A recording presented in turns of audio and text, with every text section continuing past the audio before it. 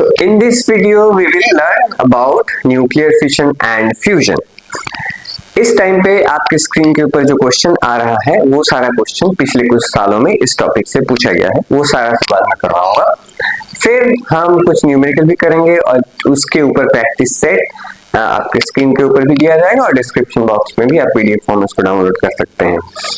पर वीडियो थोड़ा जल्दी होगा, हम कम टाइम में ज्यादा से ज्यादा सीखने की कोशिश करेंगे क्योंकि ये वन शॉट वीडियो है जो कि हम एग्जाम के हिसाब से पढ़ने का कोशिश करेंगे। ओके, सो मैंने क्या किया है, पहले डेफिनेशन न्यूक्लियर फिशन से हम स्टार्ट करेंगे, फिर हम फ्यूजन में जाएंगे। न्यूक्लियर फिशन का डेफिनेशन मैंने पहले ही लिख के रखा है और एक एग्जांपल लिख के रखा है। तो क्या है न्यूक्लियर फिशन समझते हैं।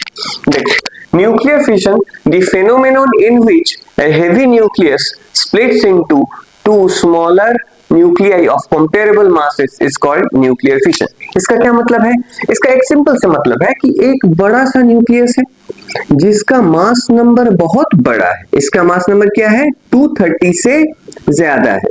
तो इसका क्या मतलब हुआ? इसका मतलब हुआ ये एक ऐसा न्यूक्लियस जिसमें टोटल नंबर ऑफ न्यूक्लियॉन्स यानी प्रोटॉन्स प्लस न्यूट्रॉन्स, न्यूक्लियंस यानी प्रोटॉन प्लस न्यूट्रॉन को एक साथ हम क्या बोलते हैं? न्यूक्लियन बोलते हैं। तो एक न्यूक्लियस है जिसमें टोटल नंबर ऑफ न्यूक्लियंस है 230 से ज्यादा, यानी बहुत बड़ा है। ये क्या होता है? ये बहुत जितना न्यूक्लियस बड़ा होता जाता है अनस्टेबल होता है। तो ये क्या होता है? स्प्लिट कर जाता है। स्प्लिट यानी दो हिस्सों में बढ़ जाता है और दो छोटा छोटा न्यूक्लियस को प्रोड्यूस करता है जिसका मास लगभग बहुत पास मतलब कंपेरेबल मासेस, यानी इनका जो मास होगा एकदम इक्वल तो नहीं होगा, थोड़ा ज्यादा कम होगा, पर बहुत ज्यादा डिफरेंस भी नहीं होगा। तो क्या होगा? एक बड़ा सा न्यूक्लियस है, ये स्प्लिट हुआ, क्यों हुआ हम बाद में उसको डिस्कस करेंगे, पर पहले ये जानते हैं होता क्या है। एक बड़ा सा न्यूक्लियस है जिसका मास नंबर 230 से ज्यादा है, वो स्प्लिट होके दो छोटा छोटा न्यूक्लियस बनाएगा और साथ में कुछ एनर्जी भी प्रोड्यूस होगा जो हीट और लाइट के फॉर्म में हमको देखने को मिलेगा। साथ में कुछ एनर्जी प्रोड्यूस होगा। आपने बहुत लोगों ने एटम बॉम्ब के बारे में सुना होगा। जो एटम बॉम्ब होता है वो बेसिकली इसी प्रिंसिपल के ऊपर वर्क करता है। वहां पे जो एनर्जी मिलता है वो यही एनर्जी जो मैंने यहाँ पे लिखा है। तो इसके बारे में आज ठीक से जानेंगे। तो एक एग्जाम्पल, ये यूरेनियम 235, इसको एक न्यूट्रॉन जाके क्या करता है? हिट करता है। जैसे यहाँ पे एक न्यूट्रॉन है, मान लो कि ये यूरेनियम 235, यूरेनियम 235, लेट्स इमेजिन ये यूरेनियम 235 है। इसको क्या करेगा? एक न्यूट्रॉन ऐसे जाएगा, इधर से ऐसे करके स्मूव करके हिट करेगा और जैसे हिट करेगा ये दो हिस्सों में बढ़ जाएगा। एक हिस्सा होगा ये Ba56 141 और एक होगा Cr क्रोमियम 3692। ये बेरियम 56 144 क्रोमियम 3692 और साथ में 3 न्यूट्रॉन छिटक जाना, यानी 3 न्यूट्रॉन इधर उधर अलग से 3 न्यूट्रॉन प्रोड्यूस होगा, इसी में से निकलेगा, अलग अलग दिशा में वो चला जाएगा और साथ में कुछ एनर्जी भी प्रोड्यूस होगा। यहाँ पे 200 mega electron volt. Okay, so this is an example of nuclear fission। यहाँ पे एक बड़ा सा न्यूक्लियस है जो स्प्लिट होके दो छोटा छोटा न्यूक्लियस बनाएगा। देखो यहाँ पे एक चीज नोटिस करो, एक चीज यहाँ पे जो मास नंबर है इसका बेरियम का 141 और क्रोमियम का 92, ये बहुत ज्यादा डिफरेंस भी नहीं है और बहुत पास भी नहीं है, इक्वल भी नहीं है और बहुत ज्यादा भी डिफरेंस नहीं है। इसीलिए इसको बोला है ना comparable masses, two smaller nuclei of comparable masses. Comparable यानी हम उसको कंपेयर कर सकते हैं मास को, बहुत ज्यादा डिफरेंस भी नहीं होगा, बहुत इक्वल भी नहीं होगा। तो इसको बोला जाता है पेरेंट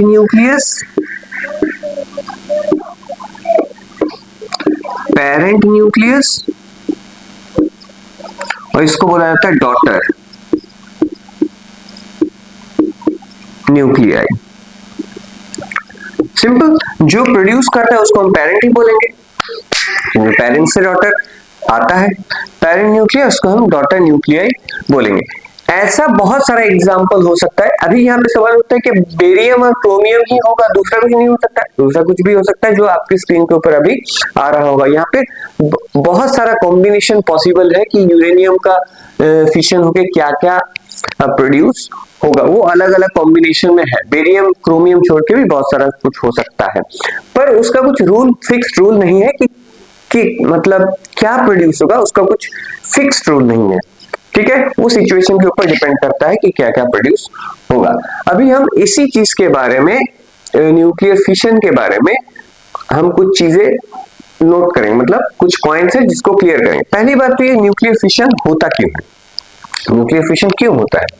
देखो, न्यूक्लियर फिशन क्यों होता है ये जानने के लिए पहले हमको समझना होगा न्यूक्लियर फोर्स के बारे में हमने क्या क्या पहले सीखा है। यहाँ पे न्यूक्लियर फोर्स के बारे में सीखा है। न्यूक्लियर फोर्स क्या करता है, एक न्यूक्लियस के अंदर दो टाइप का फोर्स एक्ट करता है। एक न्यूक्लियस है, मान लो न्यूक्लियस के अंदर there are two types of forces, बहुत सारा न्यूट्रॉन है, बहुत सारा प्रोटॉन है।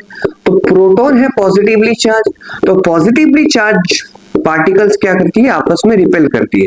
तो पॉजिटिवली चार्ज पार्टिकल आपस में क्या करती है, रिपेल करती है। पर न्यूक्लियस में और एक फोर्स एक्ट करता है जिसको हम बोलते हैं न्यूक्लियर फोर्स। न्यूक्लियर फोर्स क्या है, सिर्फ अट्रैक्टिव फोर्स है। मान लो कि ये एक प्रोटॉन है और ये एक प्रोटॉन है, पास पास है, तो दो प्रोटॉन पॉजिटिवली चार्ज है, तो इसमें क्या होगा, रिपल्शन वर्क करेगा, रिपल्शन इलेक्ट्रोस्टैटिक रिपल्शन वर्क करेगा।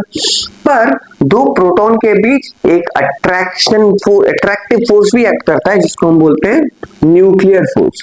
तो एक फोर्स हो गया इलेक्ट्रोस्टैटिक फोर्स रिपल्शन, और एक हो गया न्यूक्लियर फोर्स। तो न्यूक्लियर फोर्स है अट्रैक्टिव यानी अट्रैक्ट करके रखता है, और इलेक्ट्रोस्टैटिक फोर्स है रिपल्सिव।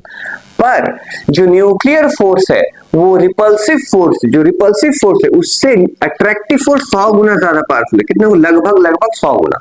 यानी जो अट्रैक्ट्स, जो न्यूक्लियंस को अट्रैक्ट करती है वो force 100 times stronger than repulsive force. तो इसी वजह से क्या होता है, न्यूक्लियस इंटैक्ट रहता है, यानी न्यूक्लियस बना हुआ रहता है, टिका हुआ रहता है।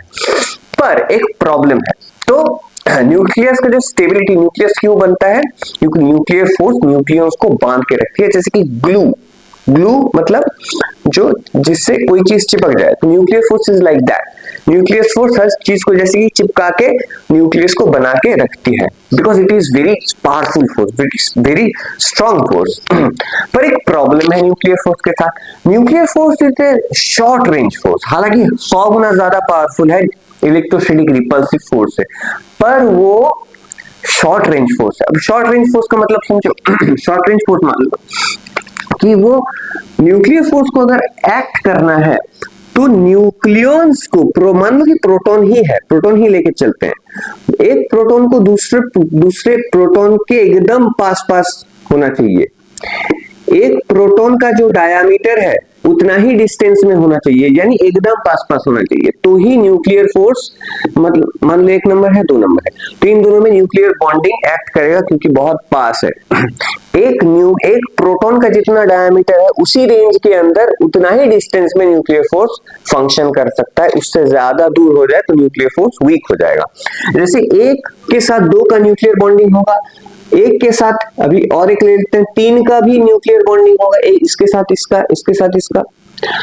पर जब 4 न्यूक्लियस हो जाएगा तो इस फोर्थ जो प्रोटॉन है इसको, ये प्रोटॉन इस प्रोटॉन को रिपेल तो करेगा, पर न्यूक्लियर फोर्स से अट्रैक्शन पॉसिबल नहीं होगा क्योंकि ये दूर हो गया है बहुत। और nuclear force is a short range force, यानी 2 या 3 न्यूक्लियस, 1 या 2 न्यूक्लियस को ही एक प्रोटॉन, सिर्फ एक दूसरा प्रोटॉन और तीसरा प्रोटॉन को ही अट्रैक्ट कर पाएगा न्यूक्लियर फोर्स से, पर चौथा जो होगा उसके साथ न्यूक्लियर बॉन्डिंग फॉर्म नहीं कर पाएगा। पर इलेक्ट्रोस्टैटिक फोर्स जो है, रिपल्सिव फोर्स, वो लॉन्ग रेंज फोर्स है, यानी इस प्रोटॉन को ये भी रिपेल करेगा, ये भी रिपेल करेगा, ये भी रिपेल करेगा, और एक ले ले प्रोटॉन तो ये भी रिपेल करेगा क्योंकि ये लॉन्ग रेंज फोर्स है, दूर से भी फोर्स एक्ट कर सकता है।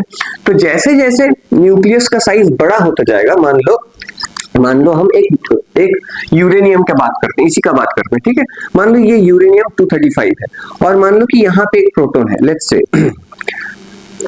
यहाँ पे एक प्रोटॉन है, अभी क्या होगा, इस प्रोटॉन को यहाँ पे जितना सारा और प्रोटॉन है 91 प्रोटॉन्स, 92 प्रोटॉन्स टोटल है, यहाँ पे एक कंसीडर करो एक प्रोटॉन, तो बाकी 92 प्रोटॉन्स, हर प्रोटॉन इसको रिपेल करेगा, हर प्रोटॉन, क्योंकि वो दूर से भी रिपेल कर सकता है इलेक्ट्रोस्टैटिक फोर्स। पर न्यूक्लियर फोर्स सिर्फ आसपास का जो न्यूक्लियॉन्स है उसी के साथ न्यूक्लियर फोर्स से बॉन्डिंग पॉसिबल होगा।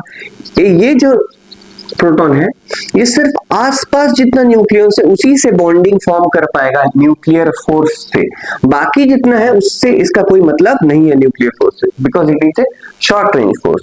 पर इसको हर प्रोटॉन रिपेल करेगा, जितना सारा प्रोटॉन है, यहाँ पे प्रोटॉन है तो ये भी रिपेल करेगा, यहाँ पे प्रोटॉन है तो ये भी रिपेल करेगा। इसका मतलब क्या हुआ, जैसे जैसे न्यूक्लियस बड़ा होता जाएगा, इलेक्ट्रोस्टैटिक रिपल्सिव फोर्स प्रोटॉन के बीच वो धीरे धीरे पावरफुल होता जाएगा, और न्यूक्लियर फोर्स जो है उतना उसके मुकाबले उतना पावरफुल नहीं होगा। इलेक्ट्रोस्टैटिक रिपल्सिव धीरे धीरे पावरफुल होता जाएगा जैसे जैसे न्यूक्लियस बड़ा होगा, जैसे कि न्यूक्लियस है, हर एक प्रोटॉन हर एक दूसरे प्रोटॉन को, हर एक प्रोटॉन हर एक दूसरे प्रोटॉन को रिपेल करेगा। हर एक प्रोटॉन, कोई भी एक प्रोटॉन ले लो, ये प्रोटॉन इसको हर कोई रिपेल करेगा, पर इसको हर कोई न्यूक्लियर फोर्स से अट्रैक्ट नहीं कर पाएगा, क्योंकि उसके आसपास जितना न्यूट्रॉन्स है वो वही कर पाएगा। तो इससे क्या होता है, जैसे जैसे न्यूक्लियस बड़ा होता जाता है, इलेक्ट्रोस्टैटिक रिपल्सिव फोर्स बड़ा होता जाता है, इलेक्ट्रोस्टैटिक रिपल्शन यानी चार्ज के बीच जो रिपल्शन है वो ज्यादा होता जाता है, पर न्यूक्लियर फोर्स उतना ज्यादा नहीं हो पाता है। तो जो न्यूक्लियस का स्टेबिलिटी है वो घटता जाता है, न्यूक्लियस अनस्टेबल होता है। और अनस्टेबल का मतलब समझो, मान लो कि बबल है, हम वाटर बबल बनाते हैं ना, जैसे ऐसे साबुन के झाग से, मान लो कि एक छोटा बबल है और एक बड़ा बबल है, तो कौन सा बबल ज्यादा देर तक टिक सकता है, जो छोटा होता है। हमको पता है कि बड़ा बबल हल्का सा भी अगर हम टच कर दें तो वो बबल क्या होता है, टूट जाता है।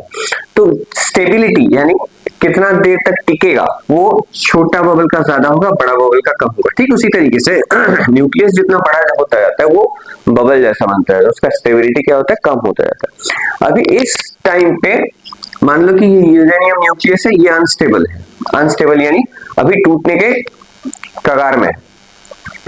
अभी एक न्यूट्रॉन जैसे ही इसको जाके हिट करेगा तो ये झट से टूट जाएगा, दो हिस्सों में बढ़ जाएगा, एक बेरियम और एक क्रोमियम, और साथ साथ 3 न्यूट्रॉन्स अलग हो जाएगा, 3 न्यूट्रॉन्स और कुछ साथ में एनर्जी भी प्रोड्यूस होगा। तो this is the reason for nuclear fission. Nuclear fission क्यों होता है वो इसका रीजन और एक्सप्लेनेशन था। अभी हम दूसरे पॉइंट पर मूव करेंगे, the Q value of a nuclear fission. Q value क्या है? The amount of energy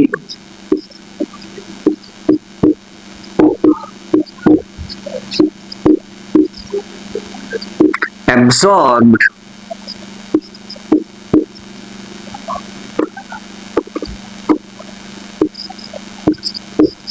or released in a nuclear reaction is called its Q value। समझो बात को, एकदम सिंपल है। ये एक न्यूक्लियर रिएक्शन है, इसको हम बोलेंगे वन रिएक्शन, है ना, क्योंकि एक यूरेनियम उसको एक न्यूट्रॉन जाके टकराया, फिर उससे ये तो प्रोड्यूस हुआ, साथ में 3 न्यूट्रॉन अलग से छिटक गया इधर उधर, और साथ में कुछ एनर्जी। तो हम बोलेंगे कि ये एक न्यूक्लियर रिएक्शन है। इस एक न्यूक्लियर रिएक्शन से 200 mega electron volt energy produce हुआ है। न्यूक्लियर रिएक्शन से क्या होता है, बहुत सारा एनर्जी प्रोड्यूस होता है, ढेर सारा, इतना कि एक पूरे शहर को जला दे। हिरोशिमा नागासाकी आपने सुना होगा, हर किसी ने लगभग सुना है। हिरोशिमा नागासाकी में जो एटम बम गिराया गया था वो इसी बेसिक प्रिंसिपल के ऊपर वर्क करता है। घर जाके ऐसा बनाने का कोशिश मत करना कि आज तो एक एटम बम बना के छोड़ेंगे। तो what is Q value? The Q value क्या है कि एक न्यूक्लियर रिएक्शन से एक न्यूक्लियस का फिशन हुआ है। फिशन ऑफ वन न्यूक्लियस, एक न्यूक्लियस के टूटने से कितना अमाउंट ऑफ एनर्जी प्रोड्यूस हुआ है। तो एक फिशन में जितना अमाउंट ऑफ एनर्जी प्रोड्यूस होगा, the amount of energy absorbed और release in a nuclear reaction is called Q value. देखो यहाँ पे एनर्जी एब्सॉर्ब्ड और रिलीज बताया गया। क्या होता है, कभी कभी एनर्जी हमको देना पड़ता है और कभी कभी एनर्जी रिलीज होता है, जैसे एंडोथर्मिक, एक्सोथर्मिक। एंडोथर्मिक रिएक्शन कौन सा रिएक्शन, किस रिएक्शन को एंडोथर्मिक बोला जाता है? जिस रिएक्शन में आपको एनर्जी देना पड़ता है रिएक्शन को स्टार्ट करने के लिए, होने के लिए। तो उसमें एनर्जी एब्सॉर्ब हुआ और कुछ रिएक्शन में एनर्जी, हीट एनर्जी प्रोड्यूस होता है, तो उसको हम बोलते हैं एक्सोथर्मिक।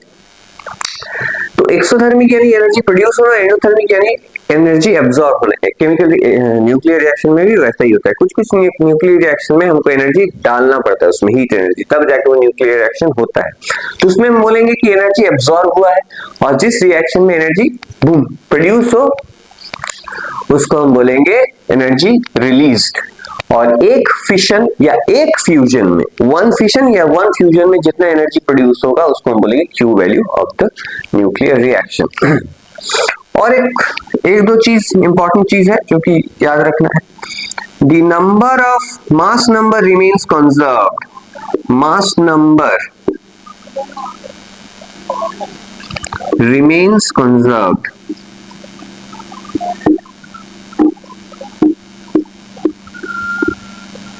क्या है मास नंबर? किसको बोलते हैं? Total number of neutrons and protons. Mass number किसको बोला जाता है? Total number of neutrons and proton. देखो देखिए रिएक्शन के पहले total number of neutron plus proton 235 plus 1 236।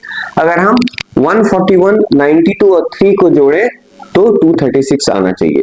अगर नहीं आए इसका मतलब हमने गलत लिखा है, कुछ मिसिंग है वहां पे, क्योंकि total number of particles before and after the reaction, total number of particle, देखो अगर मान लो कि 100 number of neutrons and protons पहले है, न्यूक्लियर रिएक्शन हुआ, तो बाद में भी 100 number of protons and neutrons होना चाहिए। वो एक बार आपको क्रॉस चेक करना है कि हाँ सब कुछ ठीक है कि नहीं है। जैसे 235 प्लस 1 236, अगर हम इसको मिलाएं तीनों को तो 236 ही आएगा। अगर नहीं आए तो इसका मतलब गलत है, वहां पे नंबर कट सकता है।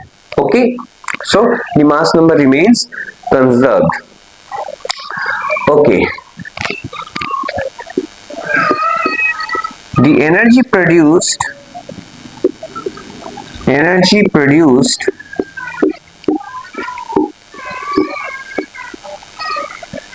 comes from the conversion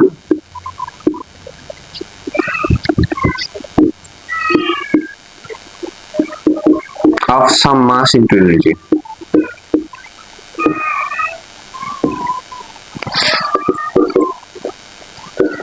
क्या होता है कि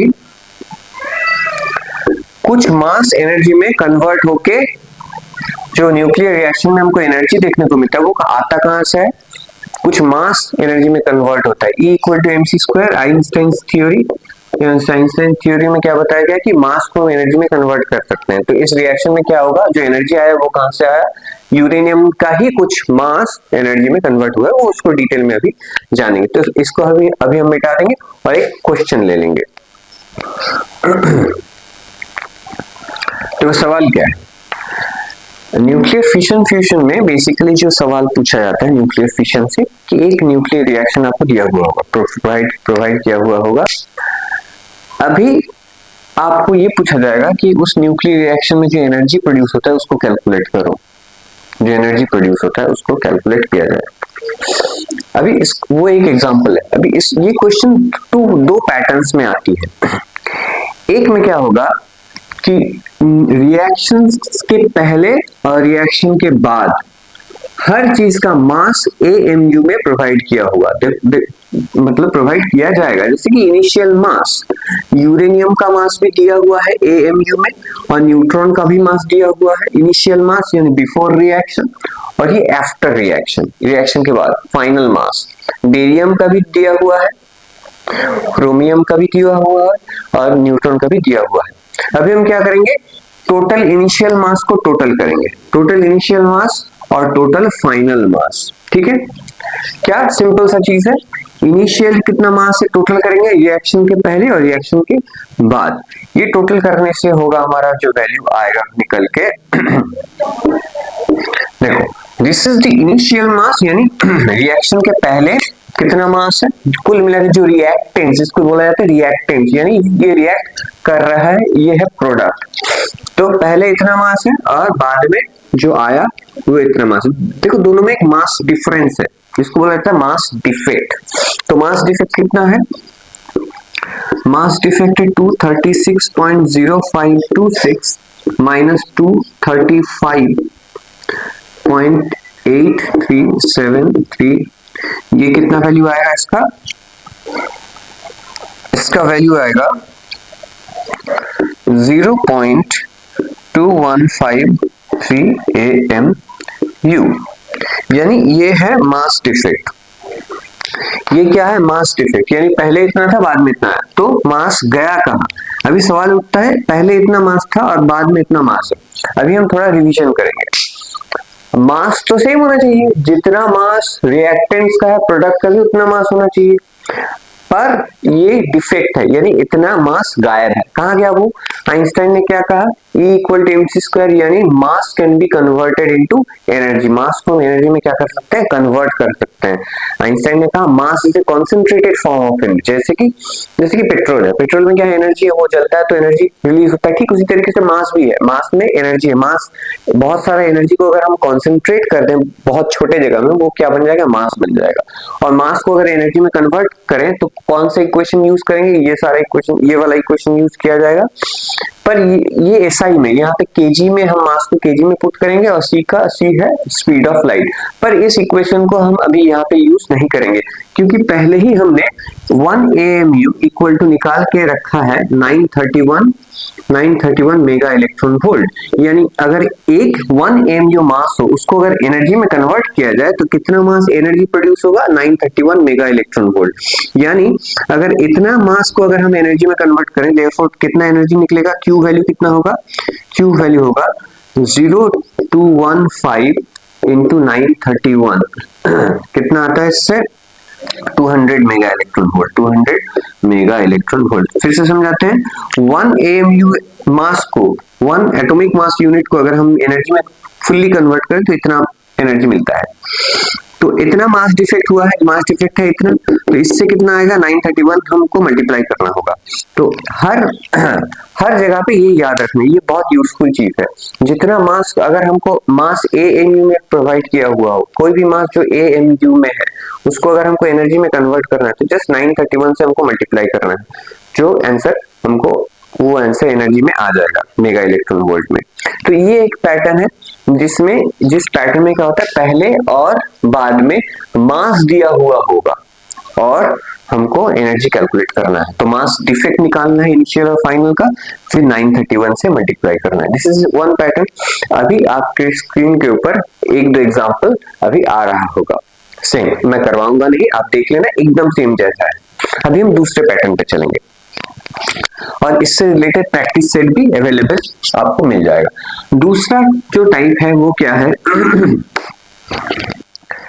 ये है वो सेकंड पैटर्न जो न्यूक्लियर फिशन से पूछा जाता है। इसमें क्या पता क्या पूछा गया है, क्वेश्चन क्या है, nucleus with mass number 240 and binding energy पर न्यूक्लियन। ये क्या है, बाइंडिंग एनर्जी पर न्यूक्लियन। जैसे कि बाइंडिंग एनर्जी को अगर हम मास नंबर से डिवाइड करें तो बाइंडिंग एनर्जी पर न्यूक्लियन आएगा।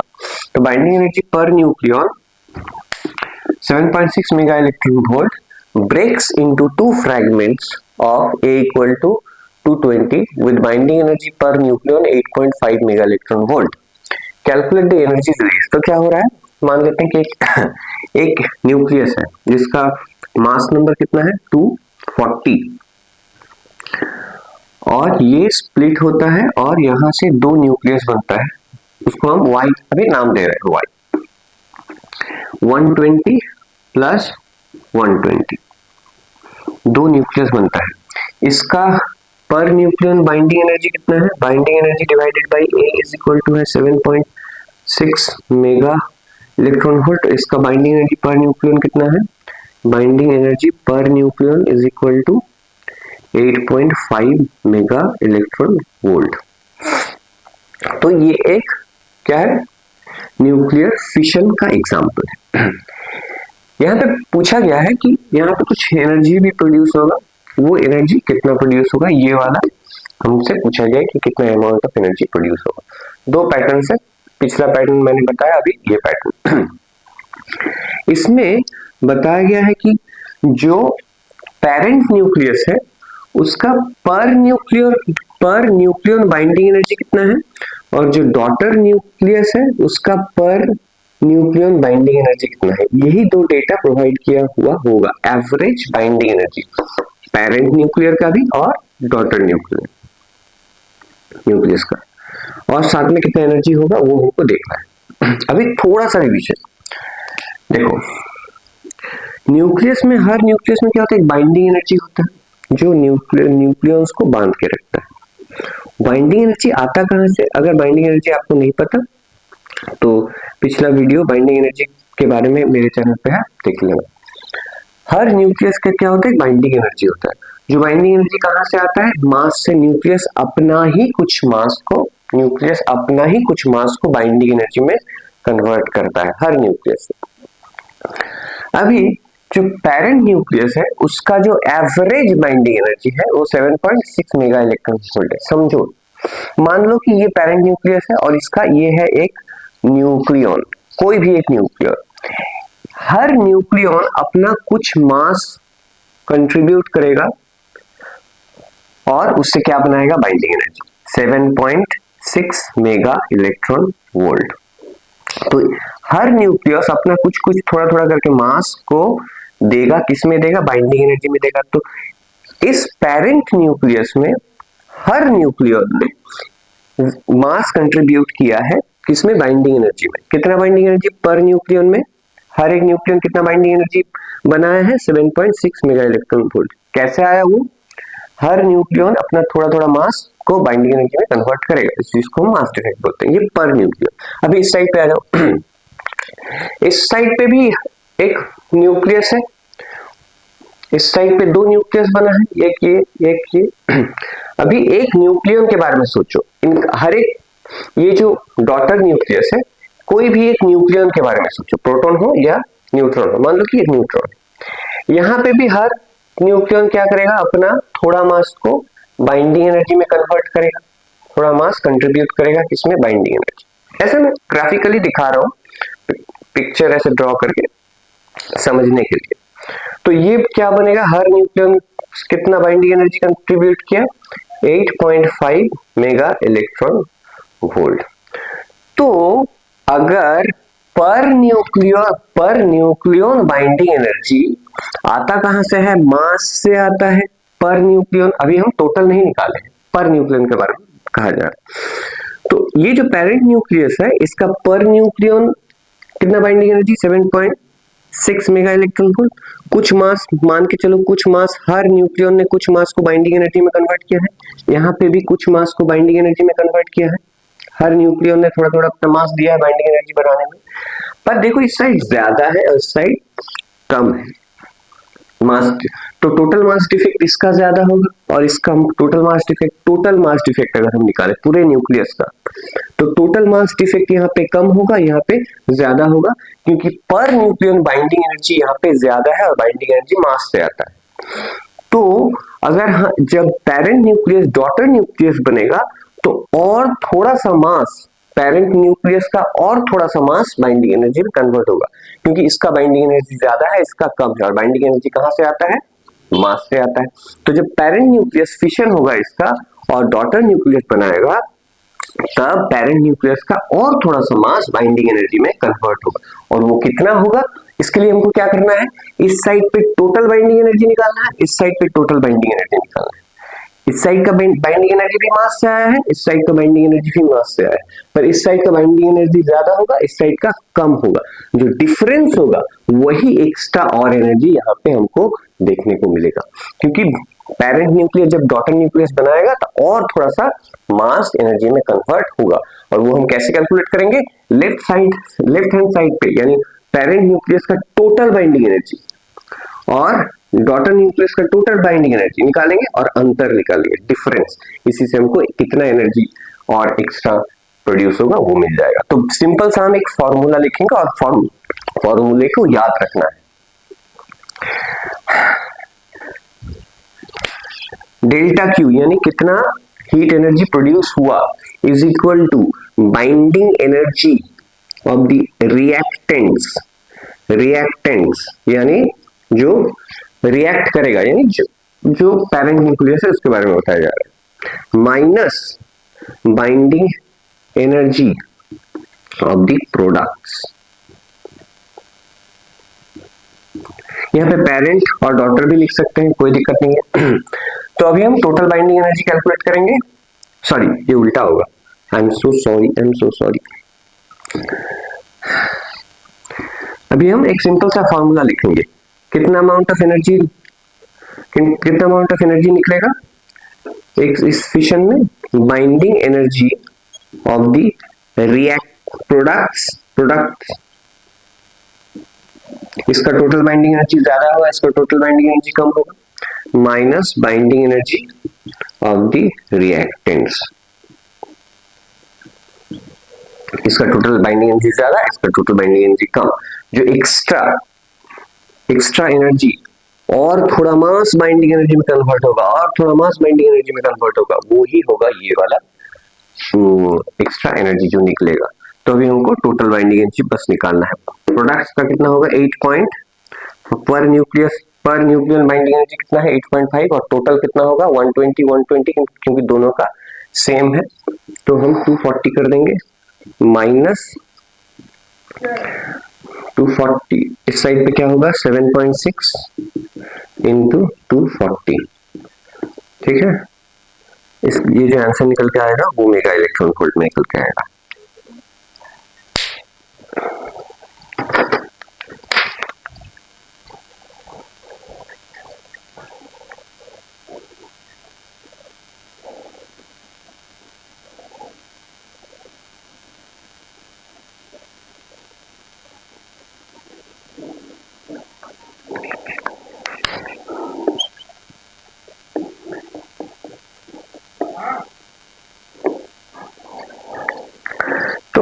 ये है आंसर।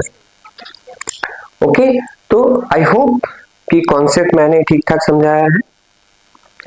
अभी सिमिलर टाइप ऑफ प्रॉब्लम अभी आपके स्क्रीन के ऊपर आ रहा होगा, अब मैं नहीं कराऊंगा वो, आप देख लेना, बस बात सेम है। तो देयर आर 2 पैटर्न्स, ठीक है। एक पैटर्न में इस साइड का total mass not mass defect, total mass और इस साइड का टोटल मास बताया हुआ होगा, और इस साइड का मास ज्यादा होगा, इस साइड का मास कम होगा, क्योंकि थोड़ा मास एनर्जी में कन्वर्ट होगा। तो मास का अंतर निकालना होगा, जो पिछला पैटर्न था, इस साइड का टोटल मास और इस साइड का टोटल मास अलग होगा, ज्यादा होगा इस साइड का, कम होगा, तो मास डिफेक्ट निकालना है कितना अंतर है, और फिर उसको 931 से मल्टीप्लाई करना है, और ये वाला तो अभी समझाया गया। ओके, सो अभी हम इस फिशन को कंप्लीट करके अभी हम फ्यूजन में बढ़ेंगे, न्यूक्लियर फ्यूजन।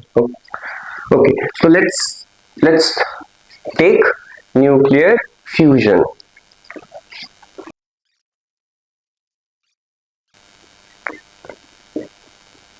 Fusion simple सा चीज है, देखो।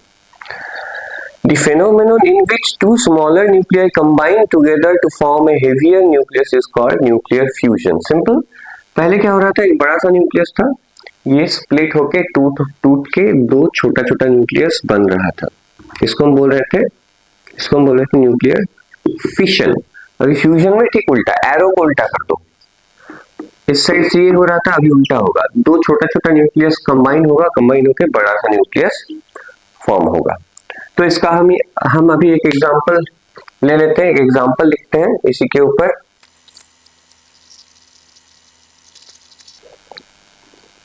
तो यहाँ पे मैंने क्या किया है, 2 एग्जाम्पल मैंने लिखा है यहाँ पे। देखो एग्जाम्पल क्या है, ये क्या है, हाइड्रोजन का ही एक आइसोटोप है जिसमें एक प्रोटॉन है और एक न्यूट्रॉन है, तो मास नंबर हो गया 2। हाइड्रोजन में जनरली क्या होता है, एक प्रोटॉन होता है और एक इलेक्ट्रॉन होता है, पर एक न्यूट्रॉन आ जाए तो उसको हम बोलते हैं ड्यूटेरियम अगर एक प्रोटॉन हो और 2 न्यूट्रॉन हो तो उसको हम बोलते हैं ट्राइटियम। और जो नॉर्मल हाइड्रोजन है जिसमें एक प्रोटॉन और एक इलेक्ट्रॉन होता है उसको प्रोटियम बोला जाता है, प्रोटियम। ठीक है, प्रोटियम, ड्यूटेरियम, ट्राइटियम। तो याद रखना है, तो ये है हाइड्रोजन 1 1, ये है हाइड्रोजन 1 2 और ये है हाइड्रोजन 1 3। तो यहाँ पे क्या हुआ है, दो ड्यूटेरॉन कंबाइन होके फ्यूज होके एक हीलियम बनाया है। ये भी हीलियम का एक आइसोटोप ही है जिसमें 2 प्रोटॉन है और 1 न्यूट्रॉन है, तो कुल मिला के 3। एक न्यूट्रॉन छिटक जाएगा और कुछ एनर्जी हमको मिलेगा। सेम यहाँ पे दो प्रोटियम फ्यूज होके एक हाइड्रोजन ड्यूटेरियम बनाया है। ऐसा दो फ्यूज हुआ है, इस तरह का 2 फ्यूज हुआ है और इस तरह का एक बनाया है, इस तरह का। साथ में एक पॉजिट्रॉन निकला है। पॉजिट्रॉन क्या है, पॉजिट्रॉन है एक इलेक्ट्रॉन जैसा ही पार्टिकल। पॉजिट्रॉन क्या है, एक इलेक्ट्रॉन जैसा पार्टिकल जिसका चार्ज क्या होता है, प्लस होता है। इलेक्ट्रॉन का चार्ज माइनस होता है पर पॉजिट्रॉन का चार्ज, इलेक्ट्रॉन का चार्ज माइनस होता है तो पॉजिट्रॉन का चार्ज प्लस होता है। पर हर तरह से पॉजिट्रॉन इलेक्ट्रॉन एक जैसा है, एकदम एक जैसा मास और सब कुछ, पर एक का प्लस और एक का माइनस। तो इलेक्ट्रॉन का माइनस और पॉजिट्रॉन का प्लस इसके बारे में बाद में सीखेंगे, अभी के लिए इतना ही याद रखना काफी है। तो 2 न्यूक्लियर फ्यूजन रिएक्शन जिसमें फ्यूजन होके, मतलब फ्यूजन मतलब 2 मिल जाएगा और मिलके एक बड़ा सा न्यूक्लियस बनाएगा, उसको हम पेरेंट न्यूक्लियस बोलेंगे, इसको डॉटर न्यूक्लियस बोलेंगे। ठीक है, और ये 3 याद रखना है, protium 1 proton 1 electron, deuterium 1 proton 1 neutron, tritium 1 proton 2 neutrons. अभी इसके ऊपर देखते हैं क्या क्या सवाल पूछा गया है।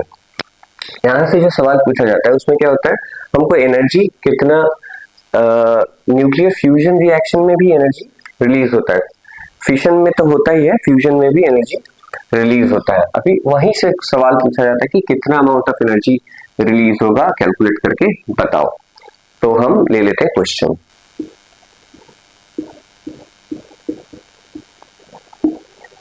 ये सवाल पूछा गया था दिल्ली 2016 में। यहाँ पे क्या हुआ है, दो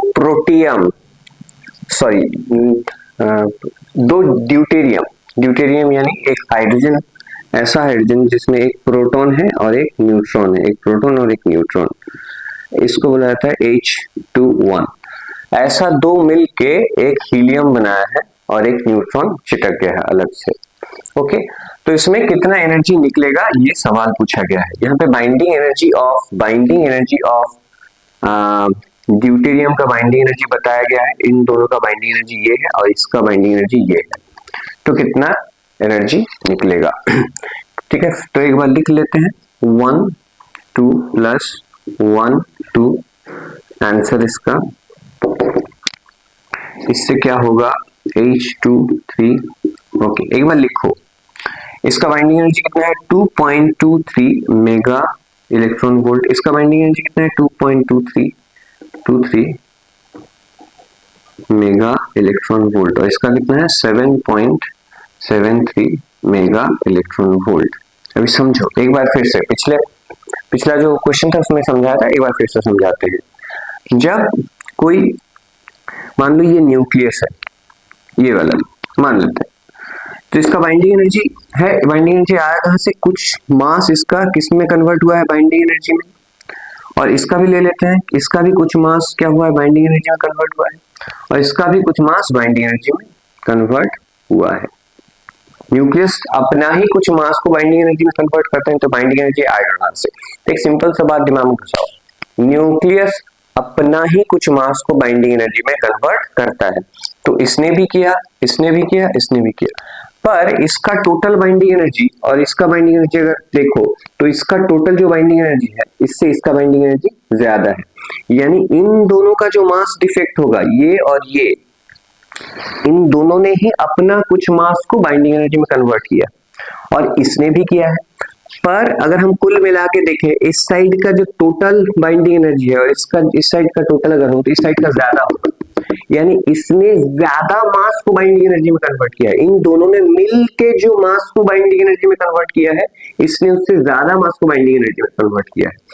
इसका मतलब क्या हुआ, जब इससे ये बनेगा तो और थोड़ा सा मास बाइंडिंग एनर्जी में कन्वर्ट होगा। जब ये फ्यूजन रिएक्शन होगा तब इन दोनों ने अपना कुछ कुछ मास को बाइंडिंग एनर्जी में कन्वर्ट किया है। इसने इतना किया और इसने इतना किया, पर इसने बहुत ज्यादा किया, यानी दोनों को अगर मिला भी दो तो ज्यादा है। यानी जब फ्यूजन होगा तो ये दोनों का न्यूक्लियस जब मिलेगा आपस में तो थोड़ा सा और मास को बाइंडिंग एनर्जी में कन्वर्ट करेगा। तो कितना, तो उससे और थोड़ा एनर्जी रिलीज होगा। तो कितना एनर्जी रिलीज होगा, एकदम सिंपल फार्मूला है। इसका तो इस साइड का टोटल बाइंडिंग एनर्जी निकालो और इस साइड का निकालो, इस साइड का टोटल बाइंडिंग एनर्जी, इस साइड का टोटल बाइंडिंग एनर्जी, फिर हम सब्सट्रैक्ट करेंगे तो कितना एनर्जी निकलेगा, Q delta Q is equal to binding energy of the products का ज्यादा होगा minus binding energy of the reactants. ठीक है, अभी हम कैलकुलेट करेंगे। 7.73 माइनस 2.23 प्लस 2.23, इससे कितना निकल, मेगा इलेक्ट्रॉन वोल्ट। इससे कितना निकलेगा,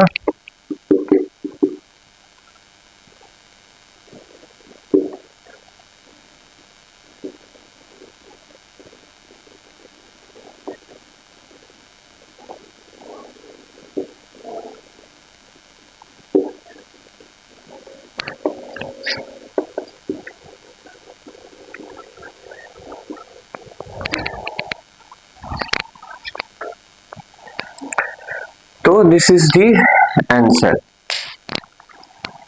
तो बेसिक चीज एकदम सिंपल है कि जब भी फ्यूजन रिएक्शन हो या फिर फिशन रिएक्शन हो तो हमको टोटल बाइंडिंग एनर्जी दिमाग में लाना है। इस साइड का टोटल बाइंडिंग एनर्जी ज्यादा होगा, इस साइड का टोटल बाइंडिंग एनर्जी कम होगा, यानी और कुछ मास बाइंडिंग एनर्जी में कन्वर्ट होगा। सिंपल सा चीज है, इस साइड का ज्यादा, इस साइड का कम, यानी जब इस साइड से इस साइड रिएक्शन होगा तो और थोड़ा मास बाइंडिंग एनर्जी में कन्वर्ट होगा। और डिफरेंस अगर हम निकाल लेंगे, डिफरेंस कितना है, टोटल बाइंडिंग एनर्जी इस साइड का ज्यादा, इस साइड का कम, ज्यादा से कम को अगर माइनस करेंगे टोटल को तो जो निकलेगा वही होगा एक्स्ट्रा अमाउंट ऑफ जो एनर्जी निकल के आएगा। तो इस टॉपिक से ये सवाल, ओके। अभी कुछ एक के बाद एक सवाल आपके स्क्रीन के ऊपर आता जाएगा, मैं बताता जाऊंगा। तो कॉन्सेप्ट पूरा हो चुका है और सिमिलर टाइप ऑफ प्रॉब्लम आपके स्क्रीन के ऊपर अभी आ रहा होगा, आप प्रैक्टिस कर सकते हैं। बात सेम है, एकदम बेसिक चीज जो कॉन्सेप्ट मैंने समझाया है उसी के हिसाब से you will be able to solve the questions. पहला सवाल,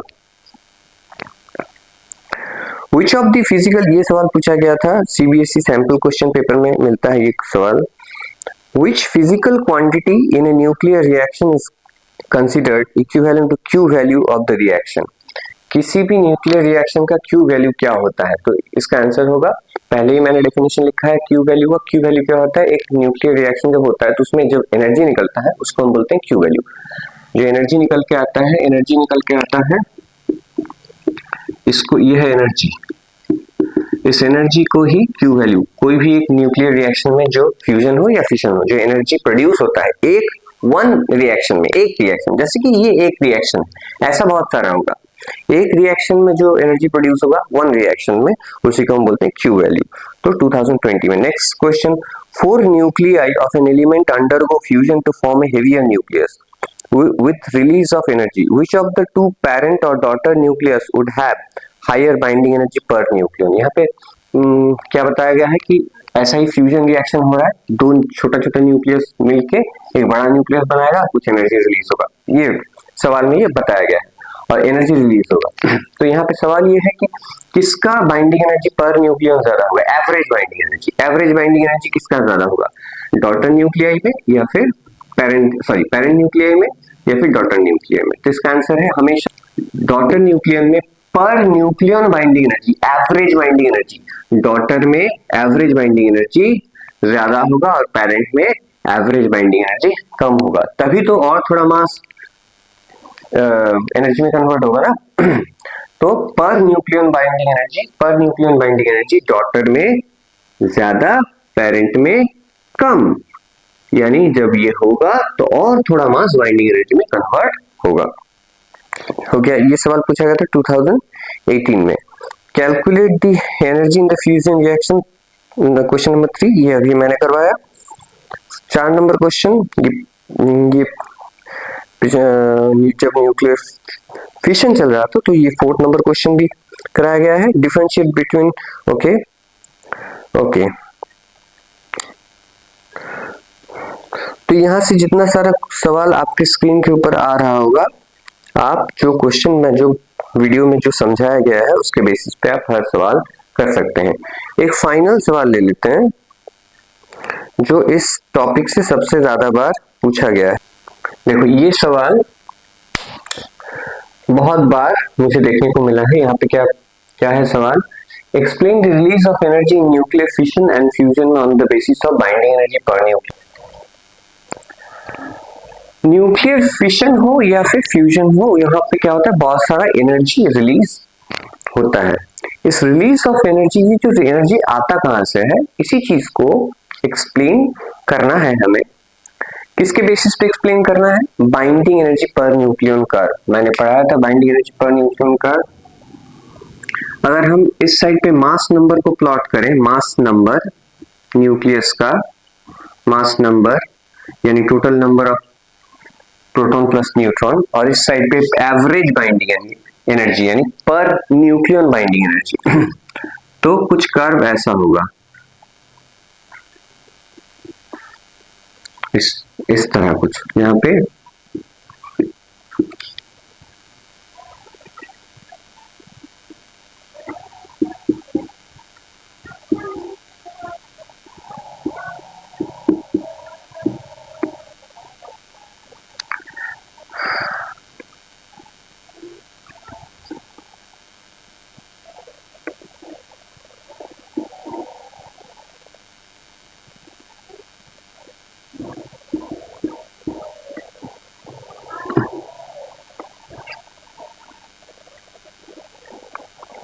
देखो, हमको क्या करना है, एक न्यूक्लियर रिएक्शन में जो एनर्जी आता है वो कहां से आता है। तो पहले हम थोड़ा सा इसका रिवीजन करेंगे। एक न्यूक्लियस का क्या होता है, बाइंडिंग एनर्जी होता है। एक न्यूक्लियस का क्या होता है, बाइंडिंग एनर्जी होता है।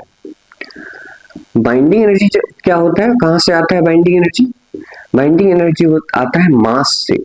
न्यूक्लियस अपना ही कुछ मास को बाइंडिंग एनर्जी में कन्वर्ट करता है। फिर से रिपीट करते हैं, हर न्यूक्लियस का एक बाइंडिंग एनर्जी होता है। अगर आप बाइंडिंग एनर्जी आपको नहीं पता तो मेरा पिछला वीडियो देखिए। बाइंडिंग एनर्जी कहां से आता है, न्यूक्लियस अपना ही थोड़ा मास को बाइंडिंग एनर्जी में कन्वर्ट करता है। तो मान लो कि एक न्यूक्लियस है, इसका हम इतना सा मास को ले लेते हैं और ये बाइंडिंग एनर्जी में इसको कन्वर्ट कर देते हैं। ओके, अभी ये मान लो टूट के दो स्मॉल न्यूक्लियस बना, मान लेते हैं फिशन हुआ है। अभी ये जो न्यूक्लियस डॉटर न्यूक्लियस बना है, ये भी अपना बाइंडिंग एनर्जी इसका भी होगा, पर देखा ये जाता है, हर किसी का बाइंडिंग एनर्जी तो सेम नहीं रहता ना। देखा ये जाता है कि इसका जो, ये भी अपना कुछ मास को बाइंडिंग एनर्जी में कन्वर्ट करता है और न्यूक्लियस बनाता है। हर न्यूक्लियस अपना कुछ मास को बाइंडिंग एनर्जी में कन्वर्ट करता है याद रखना।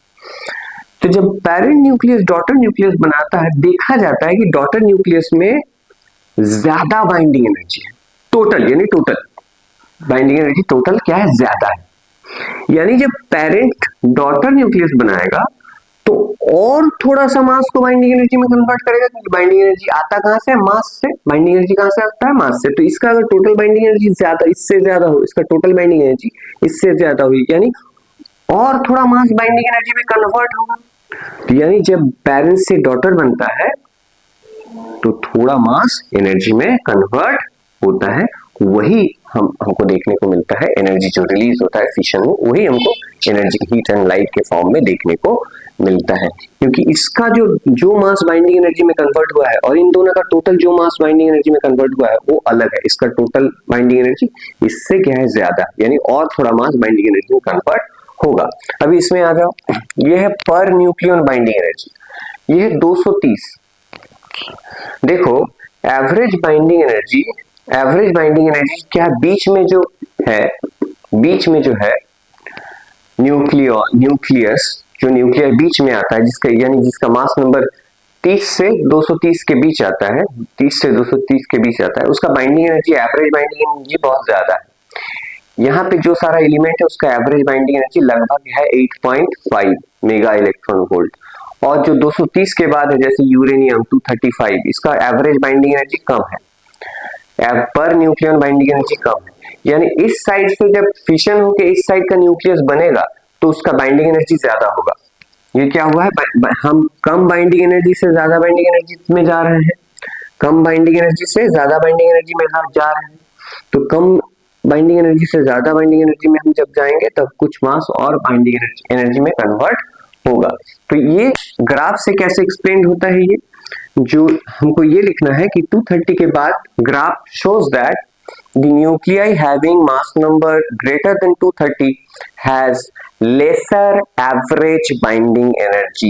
The nuclei whose mass number is greater than 230 has, या फिर the nuclei which has greater mass number greater than 230 has lesser average binding energy. Therefore, when a nucleus with with a mass number greater than 230 undergoes fission and produces two smaller nuclei whose average binding energy is high, some more mass is converted into energy. फिर से एक बार repeat करते हैं, when a nucleus whose mass number is greater than 230 undergoes nuclear fission, the daughter nuclei that it produces has greater binding energy. Therefore, some more mass is converted into energy, which we get in the form of heat and light. ये fission के लिए होगा, fusion के लिए भी ऐसा ही होगा। देखो, तो हमको सिर्फ इतना याद रखना है, जब फिशन हो या फ्यूजन हो, हमेशा कम बाइंडिंग एनर्जी से ज्यादा बाइंडिंग एनर्जी में जाना है। और बाइंडिंग एनर्जी कहां से आता है, मास से आता है। तो अगर हम कम बाइंडिंग एनर्जी से ज्यादा बाइंडिंग एनर्जी में जंप करें तो और थोड़ा मास एनर्जी में कन्वर्ट होगा। That's all. आइंस्टाइन ने कहा इक्वल टू mc², यानी मास को हम एनर्जी में कन्वर्ट कर सकते हैं। तो मास को अगर एनर्जी में कन्वर्ट करें तो कम बाइंडिंग एनर्जी से ज्यादा बाइंडिंग एनर्जी में जाना होगा। अभी इस ग्राफ पे देखो, ये है ड्यूटेरियम, ये है ट्राइटियम, हाइड्रोजन, ये हाइड्रोजन के दो आइसोटोप है।